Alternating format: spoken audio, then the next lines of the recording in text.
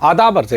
सईद अहमद मेमन जिसे साथी समेत अगवा किया गया था, वो इस वक्त कहाँ है, इस बारे में कुछ उनके दोस्तों और वेल विशर्स की जानिब से कुछ मालूमात मिली है। और उस मालूमात के मुताबिक सईद अहमद मेमन इस वक्त उन लोगों के पास है जो कि बज़ाहिर मुसल्लह होकर बलूचिस्तान की आज़ादी की तहरीक चला रहे हैं। बताया जा रहा है कि जिस अगवाकार के साथ वो गाड़ी में मौजूद थे वो बलोची में नहीं बिरावी में बात कर रहा था, यानी इसका मतलब है कि उसका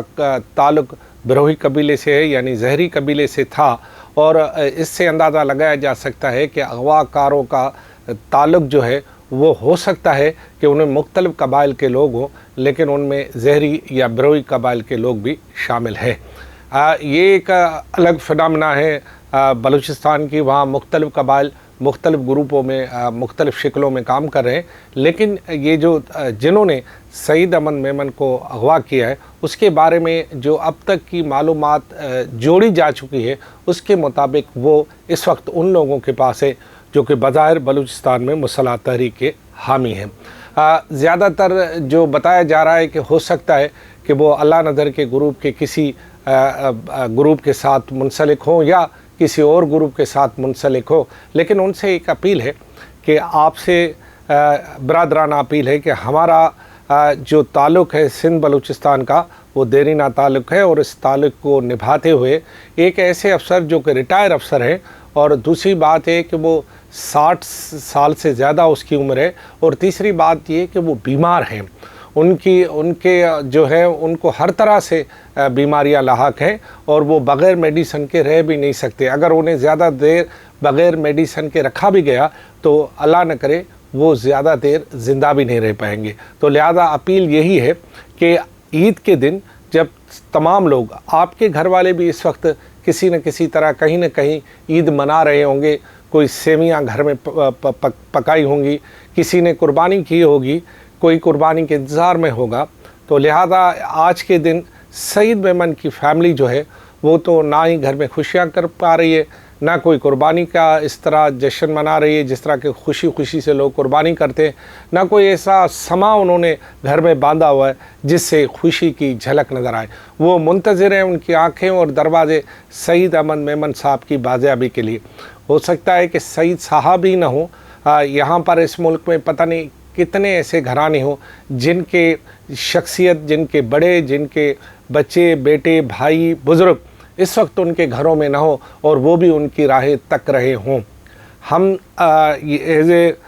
एक कराची के शहरी और पाकिस्तान के शहरी की हैसियत में, एज ए चांडियो कबाइल की हैसियत में आपसे ये गुजारिश करते हैं कि आप बराए मेहरबानी सईद अहमद मेमन साहब को इंसानी हमदर्दी के बुनियाद पर छोड़ दें। अगर कोई बात हुई भी है तो उस बात को हादसाती तौर पर नज़रअंदाज किया जा सकता है। बलोच और सिंधी रवायत में बड़े दिल का मुजाहरा करते हैं। अगर कोई किसी को गुजारिश कर जाए